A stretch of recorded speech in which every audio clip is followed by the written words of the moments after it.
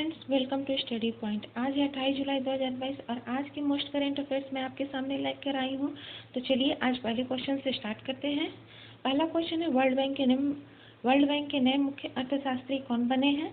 तो इसका आंसर है ऑप्शन नंबर बी, इंदरमित गील। वर्ल्ड बैंक के नए मुख्य अर्थशास्त्री इंदरमित गील बने हैं। इन्होंने कारमेन रेनहार्ट का स्थान लिया है और यह इंदरमित गील जो है इस पद पर नियुक्त होने वाले दूसरे भारतीय बने हैं। इंदरमित गील। वर्ल्ड बैंक की स्थापना कब हुई? वर्ल्ड बैंक की बात हुई तो वर्ल्ड बैंक के बारे में कुछ जान लेते हैं। वर्ल्ड बैंक की स्थापना हुई जुलाई 1944 में। मुख्यालय वाशिंगटन डीसी है और इसके अध्यक्ष डेविड मालपास और एमडी एंड सीएफओ है अंशुला कांत। नेक्स्ट क्वेश्चन की ओर चलते हैं जो काफ़ी इम्पोर्टेंट है। हाल ही में मनोज मुकुंद नरवाने को भारत और किस देश के बीच संबंधों को मजबूत करने के लिए सम्मानित किया गया है? तो इसका आंसर है ऑप्शन नंबर ए, अमेरिका। मनोज मुकुंद नरवाने को भारत और अमेरिका देश के बीच जो संबंध है उनको मजबूत करने के लिए सम्मानित किया है। मतलब भारत और अमेरिका जो देश है उसके बीच के संबंधों को मजबूत करने में इन्होंने योगदान दिया है। भारत और अमेरिका सामरिक साझेदारी मंच जो है USISPF ने जनरल नरवाने और मैटिस को सार्वजनिक सेवा सम्मान प्रदान किया है। इसका फुल फॉर्म है यूएस, पहले यूएस से यूएस फिर आई से India strategic partnership forum. USISPF America और भारत के बीच संबंधों को मजबूत करने में महत्वपूर्ण भूमिका निभाने वाले लोगों को वैश्विक लीडरशिप और सार्वजनिक सेवा सम्मान प्रदान करता है।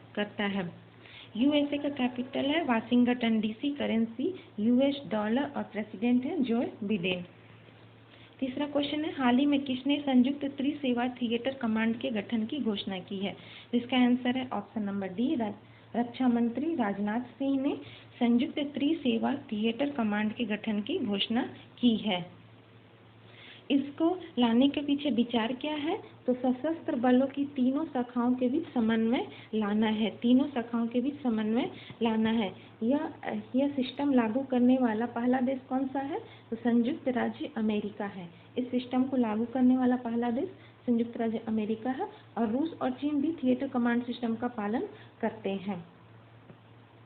चौथा क्वेश्चन है अंतर्राष्ट्रीय पुरुष T20 क्रिकेट के इतिहास में शतक लगाने वाले सबसे कम उम्र के बल्लेबाज कौन बने हैं? तो इसका आंसर है ऑप्शन नंबर सी, गुस्ताव मैक्यूम जो फ्रांस के हैं।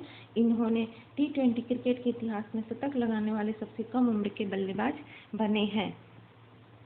इन्होंने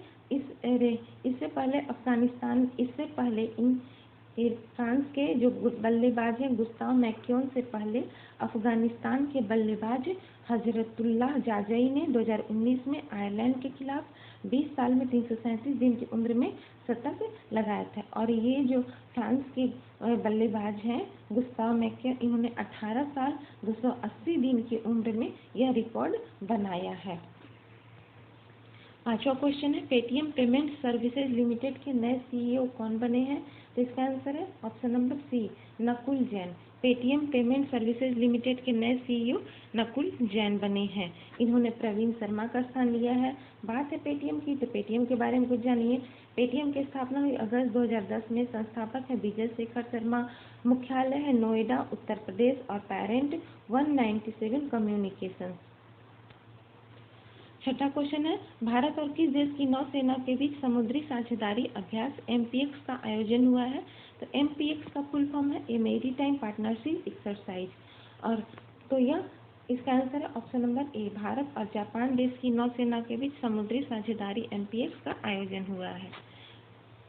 इसका उद्देश्य क्या है? हिंद महासागर क्षेत्र में सुरक्षित अंतर्राष्ट्रीय शिपिंग और व्यापार सुनिश्चित कराना है। आयोजन स्थल है अंडमान सागर।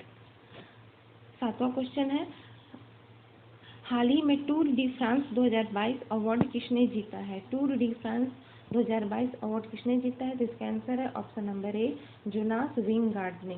Tour de France 2022 award Jonas Vingegaard ने जीता है।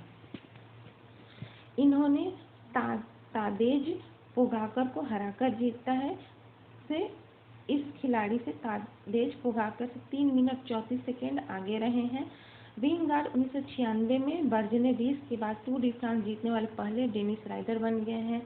टूर डी फ्रांस एक साइकिल रेस प्रतियोगिता है और यह इस बार का संस्करण 109वां है। 1 जुलाई को डेनमार्क में शुरू हुआ और 24 जुलाई को पेरिस में समाप्त हो गया। 8वां क्वेश्चन, हाल ही में K2 पर फतह पाने वाली पहली बांग्लादेशी कौन बनी है? तो इसका आंसर है ऑप्शन नंबर सी, वसीफा नाजरीन। K2 पर फतह पाने वाली पहली बांग्लादेशी बनी है वसीफा नाजरीन। शेहरोज कौशिफ K2 पर चढ़ने वाली दुनिया की सबसे कम उम्र की पर्वतारोही बनी थी। सबसे कम उम्र की पर्वतारोही शेहरोज काशिफ है। K2 के बारे में जानते हैं, यह काराकोरम रेंज में स्थित है। K2 ये काराकोरम रेंज में स्थित है। इसे माउंट गॉडविन ऑस्टिन भी कहा जाता है। यह 8,611 मीटर यानी 28,251 फीट की ऊंचाई वाला दुनिया का दूसरा सबसे ऊंचा पर्वत है। और पहली पाकिस्तानी महिला कौन है K2 पर चढ़ाई करने वाली? तो समीना बेग है। समीना बेग K2 पर चढ़ाई करने वाली पहली पाकिस्तानी महिला, जबकि अस्थाने हेसिमा फट ऐसा करने वाली पहली ईरानी महिला है। तो ये ईरानी महिला, पाकिस्तानी महिला और यह एक बांग्लादेशी K2 पर फतह पाने वाली पहली बांग्लादेशी वसीफा नाजरीन बनी है।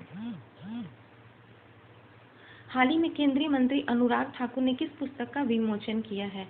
तो इसका आंसर है ऑप्शन नंबर डी, उपरोक्त सभी। Moods, moments and memories, A visual history first citizen और इंटरप्रेटिंग जियोमेट्री, इन तीनों पुस्तकों का उन्होंने विमोचन किया है। पुस्तकें प्रकाशन विभाग निदेशालय द्वारा प्रकाशित हैं और पुस्तकों को केंद्रीय मंत्री अनुराग सिंह ठाकुर ने उपराष्ट्रपति श्री एम वेंकैया नायडू, निर्वाचित राष्ट्रपति श्रीमती द्रौपदी मुर्मू और प्रधानमंत्री श्री नरेंद्र मोदी की उपस्थिति में इन पुस्तकों की पहली प्रति भारत के राष्ट्रपति श्री रामनाथ कोविंद को भेंट की।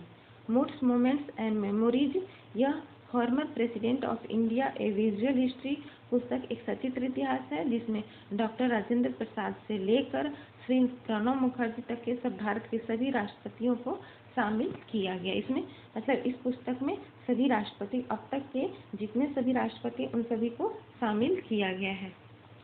हाल ही में कहा कि ज्वालामुखी सकुराजमी में विस्फोट हुआ है? तो इसका answer option number D, Japan की जो सक्रिय ज्वालामुखी है सकुराजमी, वहाँ पर विस्फोट हुआ है। जापान मौसम विज्ञान एजेंसी GMA ने वहाँ पर हाई लेवल 5 अलर्ट की घोषणा की है। सकुराजमी जापान में एक सक्रिय ज्वालामुखी है। सक्रिय ज्वालामुखी 2 साल पर 4 साल पर मतलब विस्फोट फूटता रहा है।